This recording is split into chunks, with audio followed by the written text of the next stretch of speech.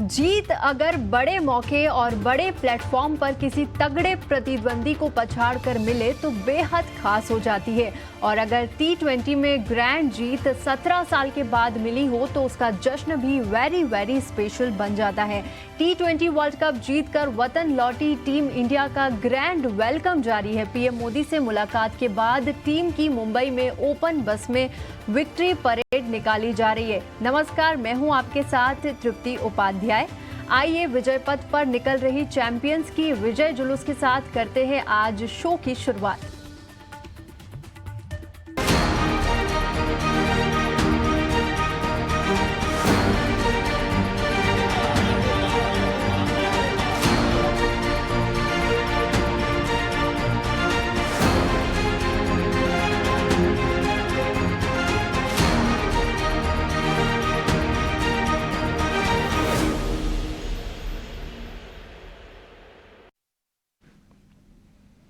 और हमारे साथ गेस्ट जुड़ गए हैं। गौरव गुप्ता हमारे साथ जुड़ चुके हैं। गौरव जी, आपका बहुत बहुत स्वागत है 18 हाउस स्वदेश में।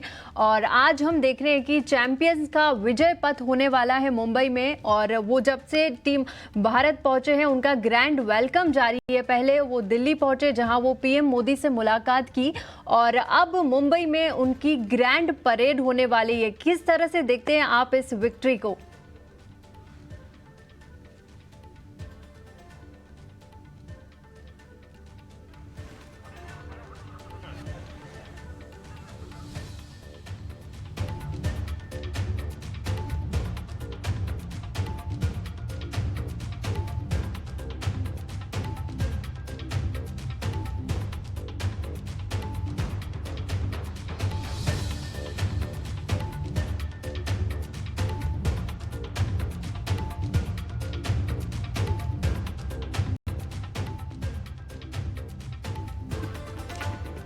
टीम इंडिया के विक्ट्री परेड को लेकर फैंस में जबरदस्त जोश दिखाई दे रहा है। मुंबई के वानखेड़े स्टेडियम से जुड़ गए हैं मेरे सहयोगी राकेश त्रिवेदी जी। राकेश, बताएं किस तरह का माहौल दिखाई दे रहा है अभी वहां?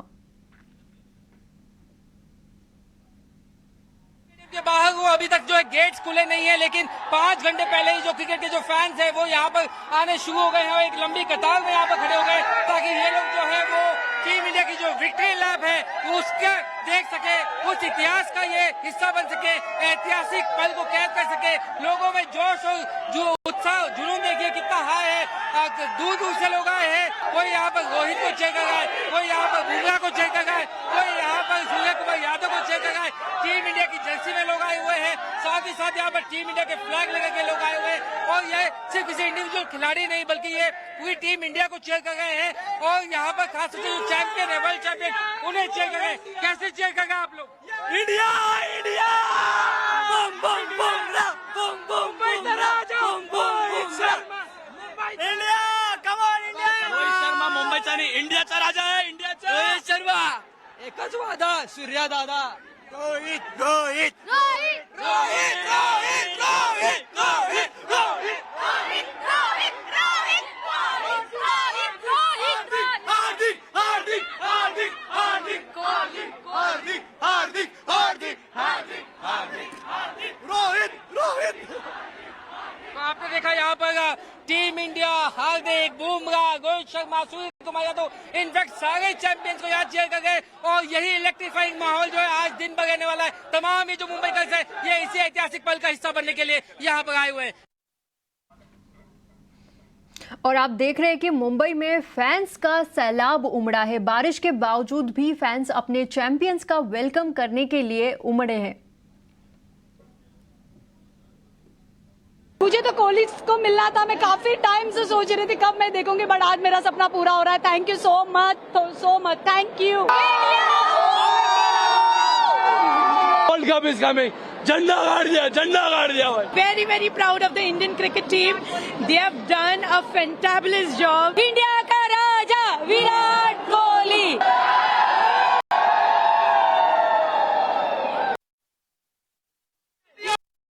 11 साल से इस इस मोमेंट का इंतजार कर रहे थे और वो मोमेंट अभी कुछ देर में रोहित शर्मा उसकी टीम के साथ पूरा वानखेड़े स्टेडियम में आ रहा है। इसकी बारिश आए तूफान है, हम इधर से हिलेंगे नहीं, इधर ही रहेंगे।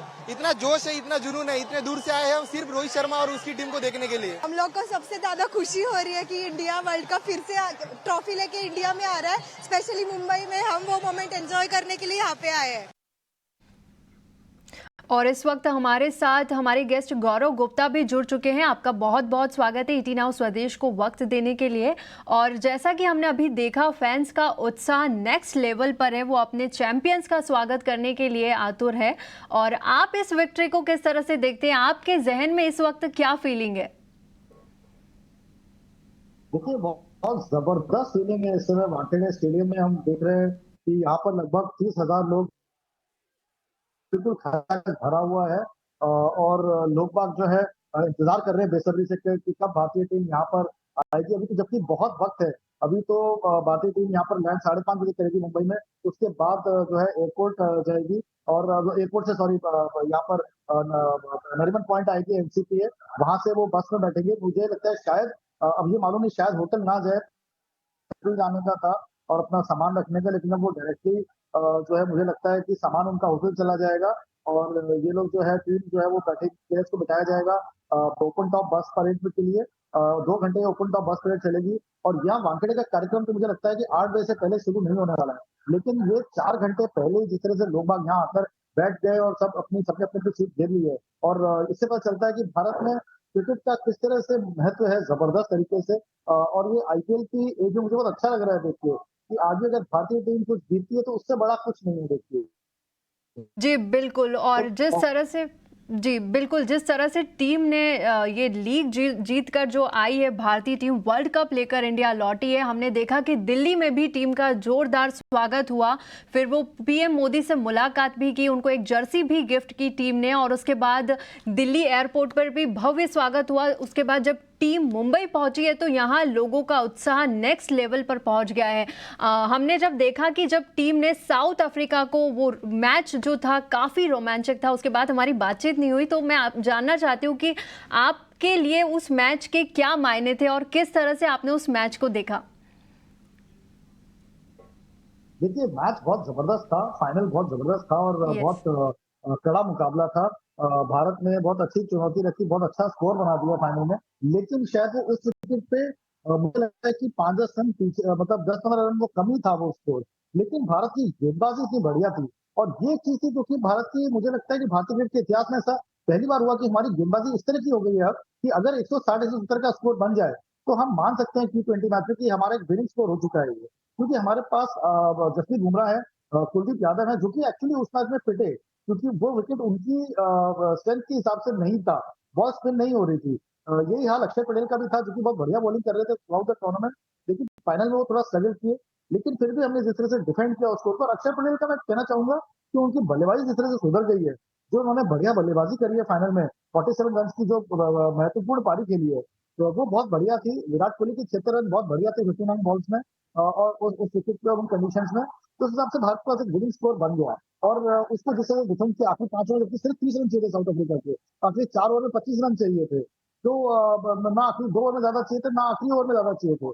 वो मतलब बिल्कुल गेटेबल टारगेट था। और डेविड मिलर जैसे और क्लासन जैसे बल्लेबाज थे, जब ये 30 रन चाहिए थे, वहां से भारत टीम का कमबैक करना बहुत बड़ी विक्ट्री माना जाएगा इसे, और बहुत ही बढ़िया फाइनल भी हुआ। और इसी वजह से आज हम देख रहे हैं कि इस तरह से, और देखिए मुझे लगता है ये 3 दिन का जो इंतजार था, इसके बाद जो टाइफून आया, वहां पर हरिकेन आया स्टेज 5 का लेवल का, जो आज मैंने टाइम्स में लिखा भी है, तो उस वजह से जो है जो स्पेशली अरेंज प्लेन हुआ, 3 दिन तक टीम वहां पर फंसी रही बारबाडोस ब्रिजटाउन में, और वहां से फिर जब फ्लाइट निकली है तो ये इंतजार की घड़ियां और बढ़ती चली गई, और उससे और ज्यादा लोगों का इंतजार जो वो हो गया कि बस अब टीम आए और जल्दी से अपने खिलाड़ियों का जो है नमन करें, उन्हें गले लगाएं, उन्हें चेयर करें, बेहतरीन शानदार प्रदर्शन को जो है अप्रिशिएट करें।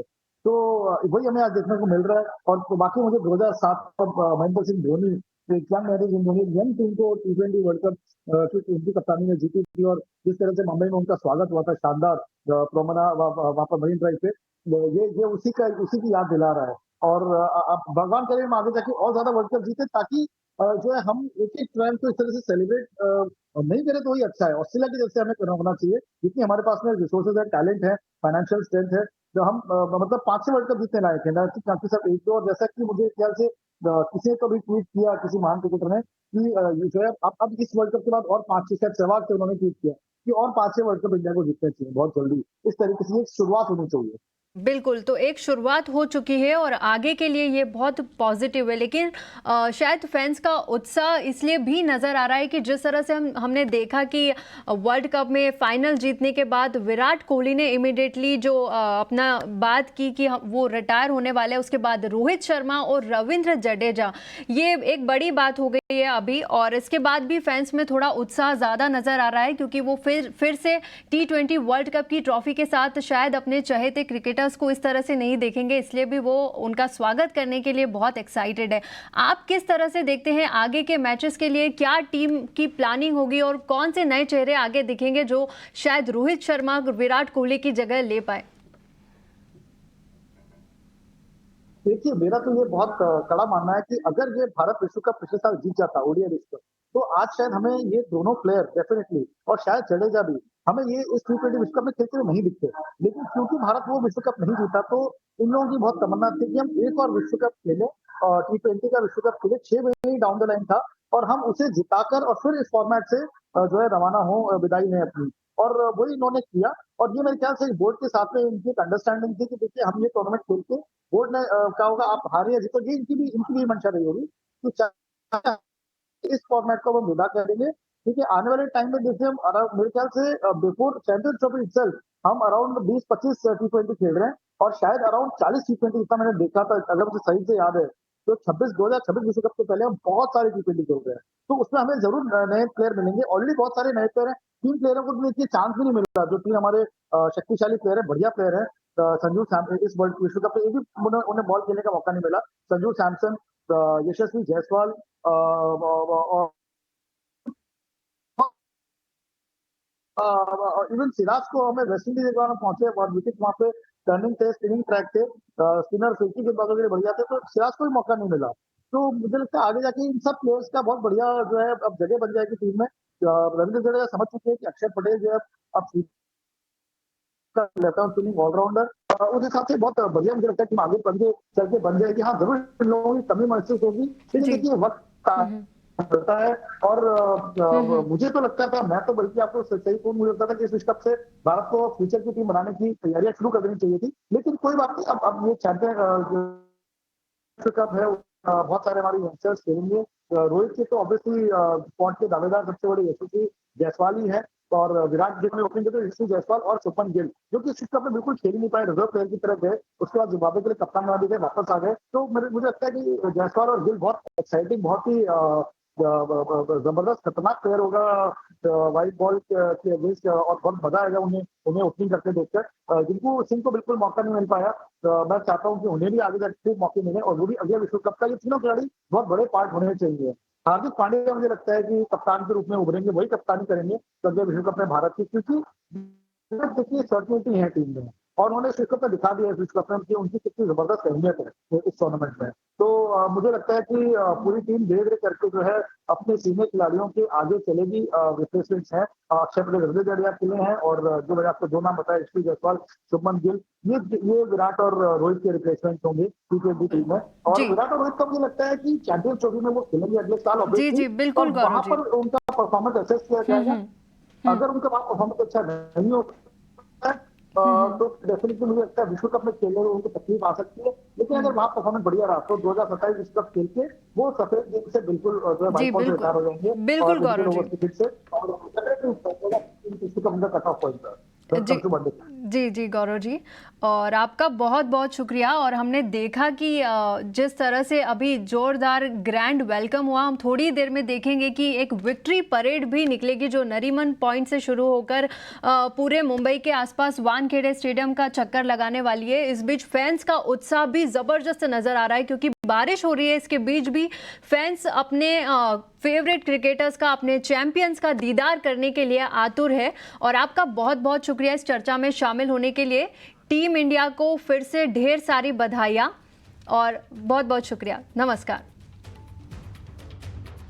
वक्त है छोटे से ब्रेक का। ब्रेक के बाद बात करेंगे बाजार की।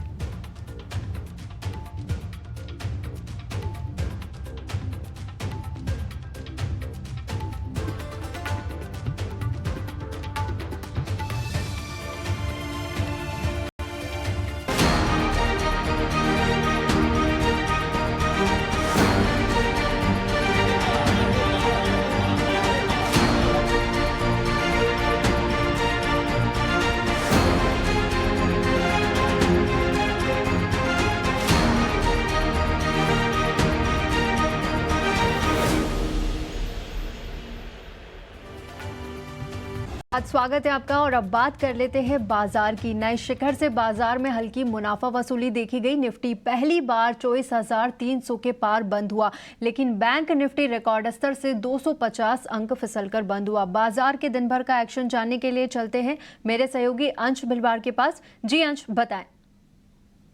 तो बाजार की शुरुआत तो काफ़ी अच्छी थी। आज निफ्टी ने 24,400 को सबसे पहली बार छुआ है आज के दिन में, लेकिन अगर इसे चार्ट पे देखा जाए तो ऊपर से थोड़ी सेलिंग आती हुई नजर आए और निफ्टी हल्का सा हरा, एक्चुअली ऑलमोस्ट फ्लैट के अराउंड क्लोज होता हुआ नजर आया। सेम स्टोरी निफ्टी बैंक की भी थी। शुरुआत में ही सीधे रिकॉर्ड हाई का स्तर छुआ, बाद में सेलिंग आई और नीचे आके अराउंड फ्लैट लेवल क्लोज होता हुआ नजर आया। अब दूसरे ब्रॉड इंडिसेस की बात की जाए तो दोनों ही मिड कैप और स्मॉल कैप ने भी रिकॉर्ड हाई का स्तर छुआ, लेकिन ये हरे निशान में क्लोज होते हुए नजर आए और ये दूसरा सेशन है जब हमें इसमें लगातार खरीदारी नजर आ रही है। अब सेक्टर इंडिसेस की बात करें तो निफ्टी फार्मा इंडेक्स आज का टॉप सेक्टोरल गेनर था, जिसने कि रिकॉर्ड हाई का स्तर भी छुआ। साथ ही साथ ये पांचवा सेशन था जब हमें लगातार खरीदारी नजर आई। साथ ही साथ अगर इसके कॉन्स्टिट्यूएंट्स देखें तो काफ़ी सारे स्टॉक्स थे जिन्होंने अपने कोई ना कोई पैटर्न से ब्रेकआउट दिया था, जैसे कि लॉरस लैब, लुपिन और जाइडस लाइफ। अब दूसरे इंडिसेस की बात की जाए तो निफ्टी आईटी ने 3 मंथ हाई का स्तर छुआ, हरे निशान में बंद हुआ और ये छठवां सेशन था निफ्टी आईटी का जब हमें लगातार खरीदारी नजर आई। तो यहाँ पे बहुत ही एक स्ट्रॉन्ग मोमेंटम बनता हुआ नजर आ रहा है ऊपर की तरफ। इसके साथ साथ रियल्टी भी तीसरा सेशन था जब लगातार खरीदारी हुई, तो ऑटो का दूसरा सेशन था जब लगातार खरीदारी होके हरे निशान में बंद होते हुए नजर आए। अब लूजिंग फ्रंट में देखा जाए तो यहाँ पे निफ्टी एफएमसीजी नजर आता है जो कि लाल निशान में बंद हुआ। तो शुरुआत तो वैसे सारे ही ब्रॉड इंडिसेस की बहुत ही पॉजिटिविटी से हुई थी, लेकिन निफ्टी और Nifty bank almost flat close होते हुए नजर आए। तो यहाँ पे एक न्यूट्रल स्टांस बनता हुआ दिख रहा है मार्केट में। जी अंश, शुक्रिया। अब बढ़ते हैं आगे अपने खास सेगमेंट 5 का पंच की तरफ, जहां मेरे सहयोगी शरद बता रहे कि आखिर किन शेयरों में आज एक्शन भरा पंच रहा। जी शरद, बताएं। जी बिल्कुल, आपका स्वागत है 5 का पंच में, जहां पे दिन के ट्रेड में हम दिखाते हैं कि 5 अहम स्टॉक्स जहां पे भरपूर एक्शन देखने मिल रहा है, या 5 ग्रुप ऑफ स्टॉक्स या थीम्स जो हम पकड़ के लाते हैं। सबसे पहला रहेगा आइनॉक्स विंड। यहाँ पे कंपनी ने जो है सुबह में अनाउंसमेंट किया कि company net debt free status हो चुका है और उनको जो 900 करोड़ का फंड इन्फ्यूजन आया है वो प्रमोटर से देखने मिला है। आइनॉक्स विंड एनर्जी के जो प्रमोटर्स हैं, कंपनी की स्टेटमेंट भी आई है कि आगे जाते हुए जो फाइनेंस कॉस्ट को लेके सब्सटैंशियल सेविंग्स देखने मिलेगी और जब भी फाइनेंशियल कॉस्ट कम होती है तो कंपनी के जो कामकाजी मुनाफे उसमें जो है अच्छी एक इम्प्रूवमेंट देखने मिलती है और पैट में भी नंबर्स इम्प्रूव हो जाते हैं।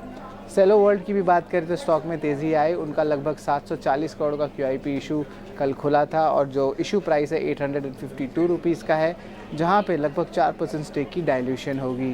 तीसरा स्टॉक रहेगा ITD सीमेंटेशन और इस स्टॉक में हमने बहुत एक अच्छी तेज़ी देखने मिली। जिस तरह इनको इंफ्रा के ऑर्डर्स मिल रहे थे, वाटर प्रोजेक्ट्स के ऑर्डर मिल रहे थे, लेकिन यहाँ पे थोड़ी सी जो है गिरावट देखने मिल सकती है और दिन के ट्रेड में हमने देखा भी भारी गिरावट आई।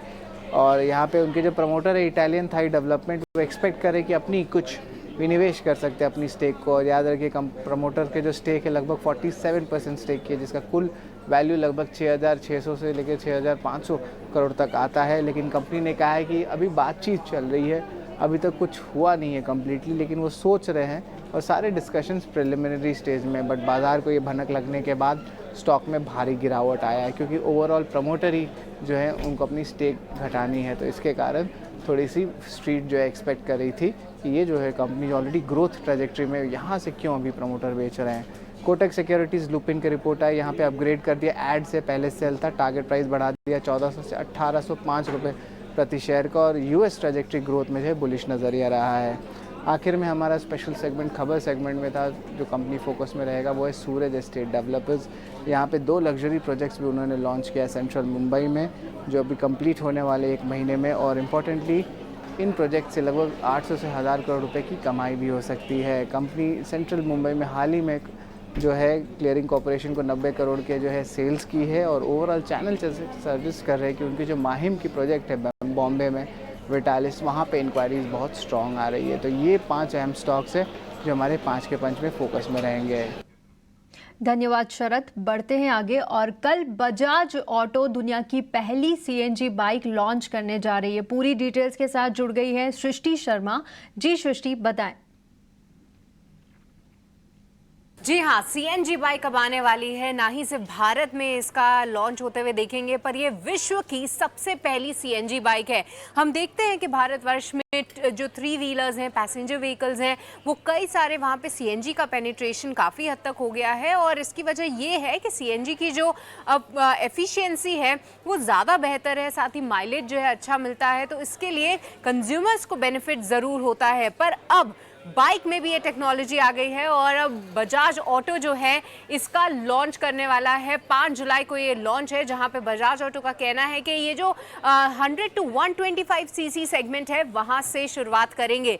ना ही सिर्फ ये, आने वाले 2 साल में आप 4 से 6 लॉन्चेस जो हैं सीएनजी सेगमेंट में ही देखेंगे। तो माना ये जा रहा है कि जो ऑलरेडी इनकी इस सेगमेंट की बाइक्स हैं उसमें ये सीएनजी किट्स को फिट करेंगे, इस टेक्नोलॉजी को लाएंगे। पर साथ ही बजाज ऑटो ने एक बहुत ही स्मार्ट मूव भी किया है, क्योंकि देखिए सीएनजी के स्टेशंस जो हैं है तो बहुत सारे, पर थोड़ी सी वहाँ पे एंग्जाइटी ज़रूर हो जाती है कि क्या पता सीएनजी ना मिले।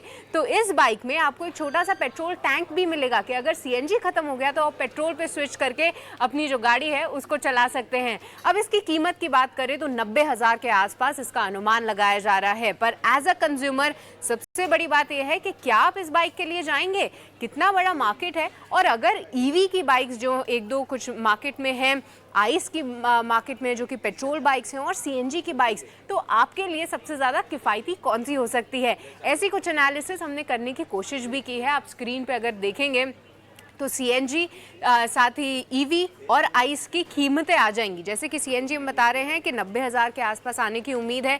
वहीं पेट्रोल की जो बाइक की कीमत है वो करीब 75,000 की है, जो कि इनकी एंट्री लेवल बाइक है। इसके अलावा ईवी बाइक फिलहाल मार्केट में 1.4 लाख की आती है। अब इसकी तुलना करें तो किस तरीके का माइलेज ये कंपनीज देती हैं या कॉस्ट पर किलोमीटर किस तरीके से आते हुए दिखेगा। तो अगर ईवी की बात करें तो जी हाँ, क्योंकि ईवी ऐसी टेक्नोलॉजी है जहाँ पे आपको 9 रुपये प्रति किलोवाट के आर पे आपका जो पूरा ईंधन है वो मिलेगा। तो 0.3 यानी 30 पैसे पर किलोमीटर आप इससे चल सकते हैं। अब वहीं सीएनजी की बात करें तो 90 पैसे लगेंगे आपको 1 किलोमीटर ट्रैवल करने के लिए। पर वहीं पेट्रोल से कंपेयर करें तो 2.1 रुपए के आसपास आपका पर किलोमीटर का कॉस्ट आएगा। पर ध्यान रखने वाली बात यह है कि सीएनजी की जो बाइक है वो ईवी आइस की बाइक से थोड़ी ही महंगी है। हालांकि ईवी बाइक में डिफरेंस ज़्यादा है, पर अगर ईवी बाइक की बात करें तो वहाँ पे और भी एंग्जाइटी हो जाती है कि चार्जिंग कैसे होगी। साथ ही साथ जो बैटरी रिप्लेसमेंट कॉस्ट है कुछ समय बाद उसका भी आपको ध्यान में रखना पड़ेगा। तो ऑल इन ऑल ये एनालिसिस इसलिए है कि बजाज ऑटो जो ये टेक्नोलॉजी ला रहा है, ना ही सिर्फ ये किफ़ायती रह सकती है कंज्यूमर्स के लिए, बल्कि इसका एक बड़ा मार्केट है जिसके लिए आपको बजाज ऑटो पे नज़र ज़रूर रखनी चाहिए। एक एक्साइटिंग लॉन्च होने जा रहा है कंपनी की तरफ से। और इसी के साथ फिलहाल इस बुलेटिन में इतना ही, लेकिन आप बने रहिए हमारे साथ। नमस्कार।